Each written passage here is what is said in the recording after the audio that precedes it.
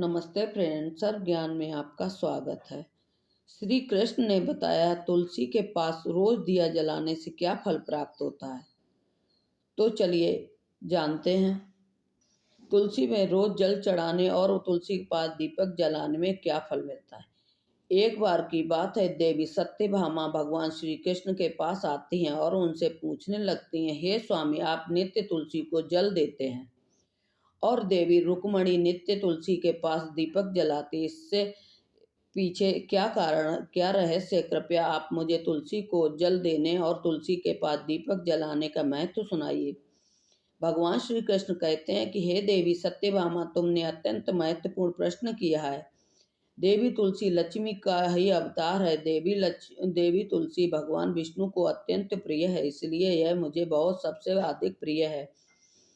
मासों की कार्तिक और वनस्पतियों में से मुझे तुलसी प्रिय है। जो भी मनुष्य तुलसी को जल देता है उस पर मेरी कृपा सदैव बनी रहती है। जो भी मुझे तुलसी पत्र डालकर भोग लगाता है मैं उसे प्रेम से स्वीकार करता हूँ। तुलसी पत्र के बिना मैं किसी भी प्रकार का भोग स्वीकार नहीं करता हूँ। हे देवी, अब मैं तुम्हें तुलसी को जल देने और तुलसी के पास दीपक जलाने का महत्व सुनाता हूँ, इसलिए तुम इस कथा को ध्यान पूर्वक सुनो। जो भी स्त्री इस कथा को ध्यान से सुनाती है या सुनती है वह सदा सुहागन रहती है और उसके घर में सुख समृद्धि आती है और दरिद्रता को भी नाश होता है। देवी सत्यभामा कहती है, हे स्वामी, मैं इस कथा को ध्यान से पूरा सुनूंगी, कृपया आप मुझे कृपा करके कथा सुनाइए। तब भगवान श्री कृष्ण ने सत्यभामा को यह कथा सुनाने लगते हैं। भगवान श्री कृष्ण कहते हैं कि हे देवी, मध्य देश में श्याम शर्मा नाम का एक वैश्य और पत्नी के साथ रहता था। वैश्य के पास किसी भी चीज की कोई कमी नहीं थी। ईश्वर की कृपा से उसके पास सब प्रकार के सुख ऐश्वर्य थे, किंतु वैश्य को कोई संतान न थी, जिस कारण से वह सदैव ये दुखी कर रहा करता था। उससे वैद्य ने संतान प्राप्ति के लिए कई उपाय बताए। उसमें दान धर्म किया, अनेक प्रकार के वैद्य भी बुलवाए, उसे नाना प्रकार को उपचार भी किया, किंतु उसे किसी प्रकार कोई संतान नहीं हो रही थी। फिर एक दिन एक वैश्य महामुनि वशिष्ठ जी से मिलने के लिए उनके आश्रम जाता है। मुनि वशिष्ठ श्याम शर्मा का स्वागत करते हैं और कुशल मंगल पूछते हैं। तब वह श्याम शर्मा मुनि वशिष्ठ जी को यह कहता है कि हे मुनिवर, मैं अत्यंत दुखी हूँ, मेरे कोई संतान नहीं है और मैं संतान के बिना मेरा उद्धार कैसे होगा। मैंने संतान प्राप्ति के लिए अनेक उपाय भी किया, परंतु मुझे संतान नहीं हो रही। कृपया मुझे आप बताइए कि मुझे किस कारण से पुत्र की प्राप्ति नहीं हो रही है। क्या मुझसे में जाने अनजाने में कोई पाप हुआ है। तब मुनि विशिष्ट जी अपनी दिव्य दृष्टि से श्याम शर्मा के पूर्व जन्म के बारे में जान लेते हैं। विशिष्ट जी कहते हैं कि हे बस, पिछले जन्म में तुम्हारे द्वारा घोर पाप हो गया था, इस कारण मैं तुम्हें इस जन्म में संतान सुख प्राप्ति नहीं हो रहा है। श्याम शर्मा कहता है, हे मुनिवर, कृपया मुझे बताएं, पिछले जन्म में मुझसे कौन सा पाप हुआ था और उस पाप से मुक्त होने के लिए मुझे कौन सा उपाय करना चाहिए। विशिष्ट जी कहते हैं, हे बस, पिछले जन्म में तुमने जो अपराध किया था उसके विषय में सुनो। पिछले जन्म में तुम एक अहंकारी वैश्य थे। तुम्हारा जन्म धनवान कुटुंब में हुआ था। तुमने पिछले जन्म में एक गाय को अत्यंत दुख दिया था। एक दिन एक गाय भूख और प्यास से व्याकुल होकर तुम्हारे द्वार पर आई थी, किंतु तुमने उस गाय को ना रोटी खिलाई, ना चारा खिलाया और ना ही उसे जलपान कराया। तुमने बड़ी ही निर्दयता से उस गाय को अपमानित करके घर से निकाल दिया था। उस गाय ने अभी अभी बछड़े को जन्म दिया था और भूख से व्याकुल होने के कारण वह गाय वहीं पर मूर्छित होकर गिर पड़ी थी और उस दिन वह अपने बछड़े को दूध भी नहीं पिला पाई थी। इसलिए इस भाग्य ने तुम्हें श्राप दिया था। इस गाय के श्राप के कारण तुम्हारी ऐसी दुर्दशा हुई है। उस गाय के श्राप के कारण तुम्हें इस जन्म में संतान नहीं हो रही है। विशिष्ट जी की बात सुनकर उसे श्याम शर्मा को बड़ा दुख हुआ और वह स्वयं को कोसते हुए कहने लगा, हाय, यह मैंने क्या किया। एक बेचारी दुखी गौ माता की सेवा नहीं की। मैंने बहुत बड़ा अपराध किया है और उसी का दंड मुझे भोगना पड़ रहा है। श्याम शर्मा विशिष्ट जी से कहता है कि हे मुनिवर, मुझे बहुत बड़ा अपराध हुआ है, अब मैं इस पाप का प्रायश्चित करूँगा। कृपया आप ही मुझे मार्गदर्शन कीजिए। मैंने जो पाप किया है, मुझे मुक्ति का कोई भी उपाय अवश्य बताइए। मैं अपना देकर सब कुछ देकर उस पाप का प्रायश्चित करूँगा। कृपया आप कोई भी उपाय बताइए। मुझे संतान प्राप्त कैसे हो सकती है? कोई कि शास्त्र कहते हैं पुत्र के बिना मनुष्य का उद्धार नहीं हो सकता। तब मुनि वशिष्ठ कहते हैं, हे बस इस पाप का एक ही उपाय है, तुम पुत्र प्राप्ति के लिए पुत्रेष्ठा यज्ञ करो। इसी यज्ञ के फल स्वरूप तुम्हें संतान की प्राप्ति होगी। यह इस यज्ञ को संपन्न करके तुम ब्राह्मण को भोजन कराओ, वस्त्र और गाय का दान करो, तुम्हें सभी इस पाप से मुक्ति मिलेगी। तब श्याम शर्मा विशिष्ट जी को धन्यवाद देते हुए कहते हैं, हे मुनिवर, आपका कोटि कोटि धन्यवाद। मैं आपके कहे अनुसार अवश्य ही पुत्रेष्ठा यज्ञ करूंगा और ब्राह्मणों को गायों का दान करूंगा। इतना कहकर वह श्याम शर्मा शीघ्रता से घर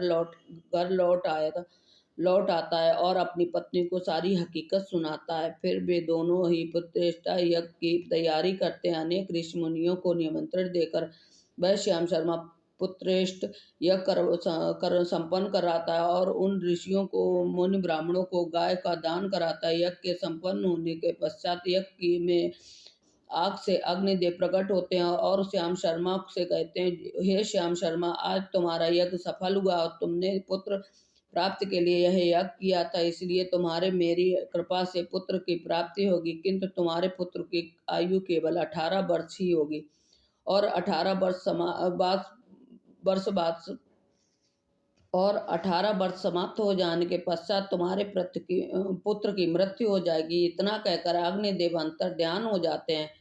पुत्रेष्ठ यज्ञ करके और अग्निदेव से पुत्र का वरदान प्राप्त करके वह श्याम शर्मा बहुत प्रसन्न तो हुआ, किंतु उसे बड़ा दुख हुआ। श्याम शर्मा ने सोचा, पुत्र ना होने से अच्छा है कम आयु वाला पुत्र ठीक है। फिर वह पहले की तरह अपने कार्य करता रहा। कुछ ही दिनों के पश्चात उसकी पत्नी ने गर्भ धारण किया। श्याम शर्मा ने पुत्र के जन्म से पूर्व किए जाने वाले सभी संस्कार किए और फिर उसे एक अत्यंत सुंदर पुत्र की प्राप्ति हुई। बालक बड़ा हुआ, तेजस्वी दिखाई देने लगा। श्याम शर्मा ने पुत्र के जन्म के बाद किए जाने वाले भी सभी संस्कार किए और पुत्र को गुरुकुल में शिक्षा प्रदान की। श्याम शर्मा की पुत्र जैसे जैसे बड़ा होने लगा, श्याम शर्मा को बहुत ही चिंता सताने लगी। फिर जब उसका पुत्र 16 वर्ष का हुआ तो श्याम शर्मा की पत्नी ने उससे कहा, अब हमें अपने पुत्र का विवाह कर देना चाहिए, हमारा पुत्र अब विवाह के योग्य हो गया है। श्याम शर्मा ने कहा, हे प्रिय, विधान के अनुसार हमारे पुत्र की आयु केवल 18 वर्ष ही है। 18 वर्ष के पश्चात हमारे पुत्र की मृत्यु हो जाएगी, इसलिए हमें इसका विवाह करके किसी कन्या का जीवन नहीं बर्बाद करना है। वह तो 2 वर्षों बाद विधवा हो जाएगी, फिर उसके जीवन में अनेक कष्ट सहन करने पड़ेंगे। लेकिन श्याम शर्मा की पत्नी नहीं मानी, वह अपने पुत्र का विवाह होता देखना चाहती थी। श्याम शर्मा की पत्नी कहती है, हे नाथ, कुछ भी हो, मैं अपने पुत्र का अविवाहित मरते हुए नहीं देखना चाहती। हमारे पास किस चीज की कमी है? हमारे पुत्र वधू इस संपत्ति को प्राप्त करके सुखी जीवन में जी सकती है, इसलिए अब आप संकोच ना करें और हमारे पुत्र के लिए सुंदर कन्या खोज करें। अपनी पत्नी के मन के आगे श्याम शर्मा की एक न चली और फिर वह पुत्र के विवाह के लिए मान गया। फिर उसने पास ही के नगर में रहने वाले एक अत्यंत गरीब वैश्य की पुत्री के साथ अपने पुत्र का विवाह संपन्न कर दिया। श्याम शर्मा की बहू के नाम सुभद्रा था। वह अत्यंत गुणवान, चरित्रवान और पतिव्रता नारी थी। वह अपने पति की मृत्यु की बात को नहीं जानती थी। सुभद्रा नित्य अपने सास ससुर और अपने पति की सेवा करती थी। वह सभी के साथ बड़े प्रेम से रहती थी और कभी भी किसी भी आज्ञा का उल्लंघन नहीं करती थी। उसने अपनी मधुर वाणी और कार्य कुशलता से किसी के मन को जीत लिया, सभी के मन को जीत लिया। इस प्रकार से 2 साल बीत गए और वह फिर समय निकट आ गया जब श्याम शर्मा के पुत्र की मृत्यु होने वाली थी। श्याम शर्मा को बड़ा भय लगने लगा। एक दिन उसने अपनी बहू को बुलाया और उसने क्षमा मांगी और कहने लगा, हे बहू, तुम मुझे क्षमा कर दो, मैंने तुम्हारे साथ बड़ा अन्याय किया है। सुभद्रा ने कहा, हे ससुर जी, आप ऐसा क्यों कह रहे हैं? आप मुझसे क्षमा क्यों मांग रहे हैं, लज्जित कर रहे हैं? मैं आपसे छोटी हूँ, अपनी पुत्री के समान हूँ, आपकी पुत्री के समान हूँ। कृपया आप संकोच ना करें, आपके मन में जो भी है बता दीजिए, कह दीजिए, मैं आपकी आज्ञा का पालन करूंगी। फिर श्याम शर्मा कहने लगा, हे पुत्री, तुम कल्याणी हो, तुम एक महान हे पुत्री, तुम कल्याणी हो, तुम एक महान पतिव्रता हो, किंतु मेरे पुत्र के साथ तुम्हारा विवाह होने से पूर्व मैंने तुमसे एक बात छुपाई है। हमने हमें पुत्र की प्राप्ति पुत्रेष्ट यज्ञ करने के बाद प्राप्त हुई है, और अग्निदेव ने हमें यह कहते हुए पुत्र प्राप्त का आशीर्वाद दिया है कि वह हमारे पुत्र की आयु केवल 18 वर्ष तक होगी। 18 वर्ष के बाद हमारे पुत्र की मृत्यु हो जाएगी। अपने ससुर की बात सुनकर सुभद्रा ने कहा, हे ससुर जी, बस इतनी सी बात है, आप चिंता न कीजिए। मैं आपके वचन देती हूँ कि आपके पुत्र वधु में कभी विधवा नहीं होंगी, आपके पुत्र के प्राणों की हमेशा रक्षा करूंगी। आप बस मुझे एक दीपक जल का घड़ा और एक गाय लाकर दीजिए, मेरे पति के प्राणों की रक्षा इन्हीं से होगी। सुभद्रा की बात सुनकर श्याम शर्मा ने को बड़ा ही आनंद हुआ, और वह कहने लगा, हे बहू, जैसी तुम्हारी इच्छा, मैं तुम्हें यह सब चीज लाकर देता हूँ। इतना कहकर श्याम शर्मा ने अपनी बहू को वह 3 चीज लाकर दी। फिर जब वह दिन निकट आ गया जिस दिन सुभद्रा के पति की मृत्यु होने वाली थी, उस दिन सुभद्रा ने सुबह उठते ही तुलसी को जल चढ़ाया और उसे प्रणाम करते हुए तुलसी के पौधे पर एक चुनरी बांध दी और तुलसी माता से प्रार्थना की, हे तुलसी माँ, मैं आपकी चुनरी चढ़ा रही हूँ, कृपया अब तुम ही मेरे सुहाग की रक्षा करो। फिर सुबह के समय यमराज का दूत आया, श्याम शर्मा के पुत्र के प्राण लेने के लिए उसके घर पर आ गया। जैसे ही वह घर में प्रवेश करने लगा, तब तुलसी के पौधे ने उसे रोक दिया और कहा, हे यमदूत, इस घर में निवास करने वाली स्त्री ने मुझे चुनरी चढ़ाई है और इसलिए मैं इसके सुहाग की रक्षा कर रही हूँ, तुम इसके घर में प्रवेश नहीं कर सकते। इतना कहकर तुलसी ने यमराज के दूत को घर से में जाने से रोक दिया। वह दूत भयभीत होकर सुभद्रा के पति के प्राण लिए बगैर ही यमपुरी लौट गया। यमपुरी में जाकर उसने यमराज से कहा, हे धर्मराज, मैं धरती लोक पर एक पुरुष के प्राण लेने गया था, किंतु तुलसी के पौधे ने मेरा रास्ता रोक दिया। उस तुलसी के पौधे के कारण मैं घर में प्रवेश नहीं कर पा रहा हूँ। इस बात पर यमराज को बड़ा क्रोध आ गया। फिर उन्होंने अन्य दूतों को बुलाया और कहा, तुम अब शाम के समय सुभद्रा के घर जाओ, तुम जब तुलसी का पौधा सो रहा होगा तब तुम उसके पति के प्राण लेकर यमलोक आ जाओ। फिर शाम के समय यमराज के 2 दूत सुभद्रा के घर की ओर निकल पड़े। सुभद्रा ने शाम होते ही तुलसी के पास एक दीपक जला दिया और उससे प्रार्थना की, हे दीपक, अब तुम ही मेरे पति के प्राणों की रक्षा करो। यह के दूत के पति के प्राण देने के लिए आ गए। फिर शाम हो गई, तुलसी का पौधा सो गया। यमराज वे 2 दूत सुभद्रा के घर पहुंचे। आकर वो खड़े हो गए और सोचने लगे, अब तो इस मनुष्य के प्राण लेकर ही हम यमपुरी लौटेंगे। जैसे ही यम के दूत सुभद्रा के घर में प्रवेश करते हैं, तुलसी के पास लगाए हुए दीपक ने उनका रास्ता रोक दिया और कहा, हे दूतों, अब तुम इस सुभद्रा का पति नहीं ले जा सकते। उस स्त्री ने मुझे प्रज्वलित करके उस पति के प्राणों की रक्षा की प्रार्थना की है, इसलिए अब मैं उसके पति के प्राणों की रक्षा कर रहा हूँ। इसलिए तुम आज उसके पति के प्राण नहीं ले जा सकते। तुम यहीं से लौट जाओ, नहीं तो मैं सब कुछ जलाकर भस्म कर दूंगा और मेरी अग्नि में तुम दोनों भी जलकर भस्म हो जाओगे। उस दीपक की बात सुनकर यमराज के दोनों दूत अत्यंत भयभीत हो गए और फिर से लौट कर यमराज के पास चले गए। वहां पर जाकर उन्होंने यमराज को सारा वृतांत सुनाते हुए कहा, हे यमराज, आपकी आज्ञा का पालन करते हुए हम दोनों शाम के समय उस पुरुष के प्राण लेने के लिए गए थे, किंतु तुलसी के पास लगाए हुए दीपक ने हमारा रास्ता रोक दिया। इसलिए हम खाली हाथ लौट आए। यह सुनकर यमराज को बहुत क्रोध आ गया। अब फिर उन्होंने अन्य 4 दूतों को बुलाया और कहा, अब तुम सुबह उस सुभद्रा के जागने से पहले उसके पति के प्राण लेकर आ जाओ।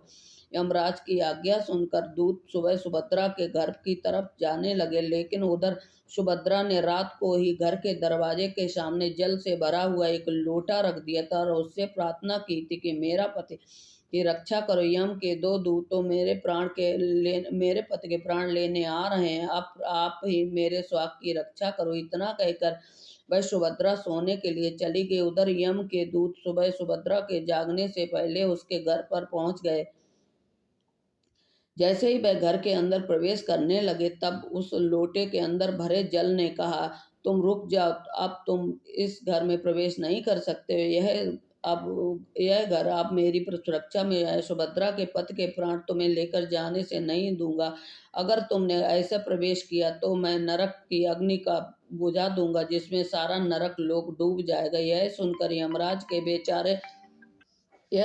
यमराज के बेचारे दूत घबरा गए और एक दूसरे की तरफ देखकर उस स्थान से भाग गए। वे सभी यम के दूत यमराज के पास लौट आए और उनसे कहने लगे, हे धर्मराज, आपकी आज्ञा का पालन करने के लिए हम चारों सुबह सुभद्रा के जागने से पहले ही उसके पति के प्राण लेने के लिए पहुंच गए थे, किंतु सुभद्रा के घर के बाहर रखे हुए के लोटे ने हमारा मार्ग रोक दिया और इसी कारण से हम उसके घर से प्रवेश नहीं कर पाए। अब यमराज को बहुत ही अधिक क्रोध आ गया। इस बार उन्होंने 8 यमदूतों को बुलाया और उनसे कहा, हे यमदूतों, अब शीघ्रता से जाओ और बलपूर्वक उस मनुष्य के प्राण खींचकर यमलोक लेकर आओ। फिर वह 8 यमदूत यमराज की आज्ञा का पालन करते हुए पृथ्वी लोक पर उस सुभद्रा के घर के पास आते हैं तो देखते हैं उस सुभद्रा के घर के सामने एक गाय खड़ी है। सुभद्रा ने यमदूतों के आने से पहले ही अपने घर के सामने गाय को बांध दिया था और गौ माता से विनती की थी, हे गौ माता, आज यमदूत मेरे पति के प्राण लेने के लिए आ रहे हैं, अब आप ही मेरे स्वास्थ्य की रक्षा करो। हे गौ माता, मैं आपकी शरण में आई हूँ, कृपया मुझे विधवा होने से बचा लीजिए। उस गाय ने कहा, हे पुत्री, तुम इस बात की चिंता मत करो, तुम्हारे पति के प्राणों की रक्षा मैं स्वयं करूंगी। मेरे होते हुए यम के दूत तुम्हारे घर में प्रवेश नहीं कर सकते हैं, इसलिए तुम चिंता से मुक्त होकर अपने पति की सेवा करो। और जैसे ही वे यमदूत घर के अंदर प्रवेश करने के लिए आगे बढ़ते हैं, तब वह गाय उन्हें रोक देती है और कहती है, इस घर में तुम लोग प्रवेश नहीं कर सकते हो। इस घर की रक्षा मैं कर रही हूँ, मेरे रहते हुए इस घर के अंदर प्रवेश नहीं कर सकते। तुम यदि घर के अंदर प्रवेश का प्रयत्न करोगे तो मैं सभी को श्राप दूंगी और तुम्हें इस घर के अंदर प्रवेश करना है तो तुम्हें पहले मेरे प्राण लेने पड़ेंगे। तुम सभी को गौ हत्या का पाप लगेगा, इसका कोई प्रायश्चित नहीं है। वह वहां पर उपस्थित सभी यमदूत गाय के द्वारा श्राप देने की बात सुनकर भयभीत हो गए। वे जानते थे कि गाय के द्वारा दिए गए श्राप से कोई मुक्ति नहीं हो सकती और गौ हत्या को संसार का सबसे जघन्य अपराध और महापाप है, जिसका कोई प्रायश्चित नहीं किया जा सकता। इसलिए वे सभी वहां से लौटकर यमराज के पास चले गए। यमपुरी जाकर उन यमदूतों ने यमराज को सारा वृत्तांत सुनाते हुए कहा, हे धर्मराज, उस सुभद्रा के पति के प्राणों की रक्षा एक गाय कर रही है।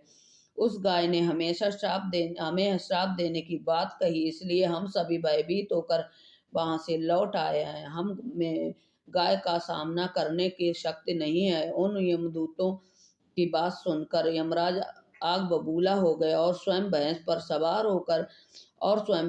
सवार होकर पृथ्वी लोक की ओर निकल पड़े। यमराज अपने भैंसा पर सवार होकर उस सुभद्रा के घर के पास चले जाते हैं। यमराज को अपने घर के सामने खड़ा हुआ देखकर सुभद्रा भयभीत हो जाती है और जल्द से आकर यमराज के चरण स्पर्श करके उन्हें नमस्कार करती है और उनकी स्तुति करने लगती है। हे यमराज, आप तो तीनों लोकों के प्राणियों पर कृपा करने वाले महान देवता हैं। इस संसार के समस्त प्राणियों के पाप और पुण्य के लेखा जोखा आप और आपके पास रखते हैं। हे न्याय के देवता धर्मराज, मैं सत्य धर्म का पालन करने वाली पतिव्रता स्त्री हूँ। मैं आपको बारंबार नमस्कार करती हूँ, कृपया मुझे आशीर्वाद दीजिए। सुभद्रा के द्वारा की गई स्तुति से यमराज अत्यंत प्रसन्न हो गए और उसे अनजाने